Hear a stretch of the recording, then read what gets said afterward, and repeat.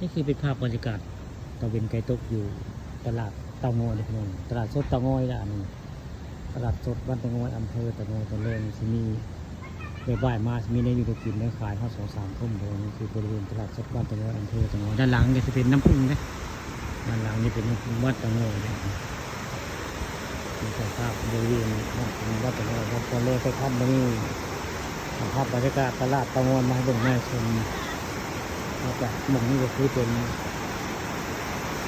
ขายในเรื่องบ้านเตางอยอยากรู้ว่าเก่งบ้านเตางอยเลยพี่น้องนี่คือภาพบรรยากาศเก่งบ้านเตางอยอำเภอเตางอยนะตอนแรกก็ใกล้จะทับมาแล้วน้ำแห้งได้มาวันนี้น้ำแห้งได้ขายในเรื่องบ้านเตางอยเรียกเก่งเตางอยไม่น้ำแห้งข้างหน้าก็มีคนย่างข้าวย่างข้าวน้ำในฝันขึ้นเลยนะข้าวไปข้าวขึ้นยาวๆจากภาพบรรยากาศตอนแรกใกล้จะทับเลยไปเป็นใกล้ชกน้ำพุวัดตะมอยอำเภอตะมอยเดี๋ยวเราไปเห็นครับผู้พังนะผู้พังย้อนน้ำผัดน้ำเพ่เลยน้ำมันไหลเลยทำให้ผ่านน้ำรุ่นเจ้าเสียหายครับเสียหายของผ่านน้ำรุ่นบริเวณน้ำพุตะมอยพญาตะมอยเป็นภาพตอนแรง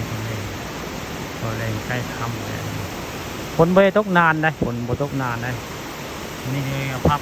บรรยากาศน้ำแห้งไม้เบิ่งไม้ส้มพี่น้องนี่เป็นภาพน้ำแห้งบริเวณแก่งบ้านตะงอยอำเภอตะงอยแหละนี่ก็คือแก่งบ้านตะงอยอำเภอบ้านตะงอยพี่น้องน้ำแห้งแค่นี้เอาภาพน้ำแห้งมาให้เบิ่งไม้ส้มนี่ก็คือแก่งตะงอยอำเภอตะงอย